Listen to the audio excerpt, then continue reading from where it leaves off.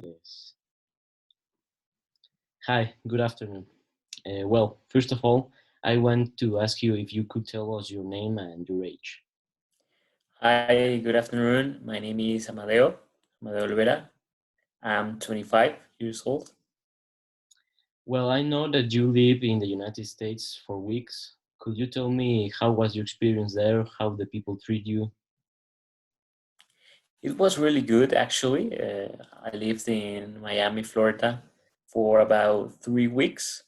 I was studying a summer program, so I had to go there and meet a lot of people, a lot of activities, and it really is a beautiful place. It's a beautiful city, and people treat you really, really good because there are a lot of cultures and a lot of people from different countries. So you can meet very a great variety of people and cultures. So I think it was a really good experience.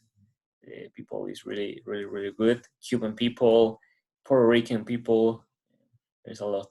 So yeah, what I actually didn't see was a Mexican. Mexican people is not so You, present there. you didn't see any Mexican there? I didn't see any Mexican there, but yeah, a lot of people from South America and from the Caribbean.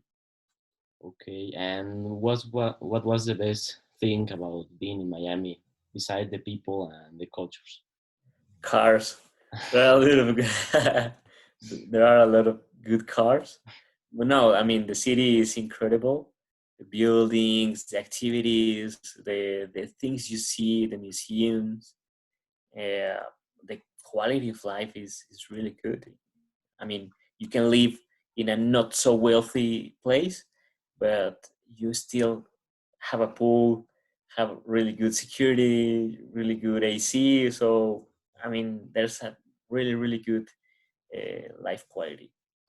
And what was your worst thing, your worst experience? Something that you don't enjoy at all of being there? Here in Mexico, we are really used to have a the public transport in Mexico is actually ugly and dirty, but we have a lot of working hours. So if you go like 9 o'clock here in Mexico, you can reach a bus to your house. But in Miami, I try to go to Miami Beach to a bar, and I mean it was like 8 o'clock, and I had to take 3 buses to get there. So I took the first one, and it was really good. But in the second one, I got stuck. There was absolutely no buses at all. So I had to go back to the house walking. And it was the worst experience because I mean I know it's safe, but it's still dark and there are On the still a place. lot of animals, weird animals. You know, everybody has an image of Florida being full by crocodiles and all that stuff. So I was afraid of crocodiles. Yeah, it was the worst experience, but I don't think it's that bad because everything is really really good. Well, and if you compare United States and Mexico, what would you say about this country, about the United States, living there, the quality of life, etc. It's really good. It's just people is so organized and so calm. There are a lot of rules and people actually follow the rules. So I think that's the greatest difference between Mexico and the United States. There's you can see by example. No, this is an example. In Miami, there was absolutely no speed bumps. In Mexico, you can find one every 10 meters. So this is an example of how well educated is people and how they respect every rule they have. So I think that's the main difference between Mexico and the U.S. The people follow the rules and they respect the authorities.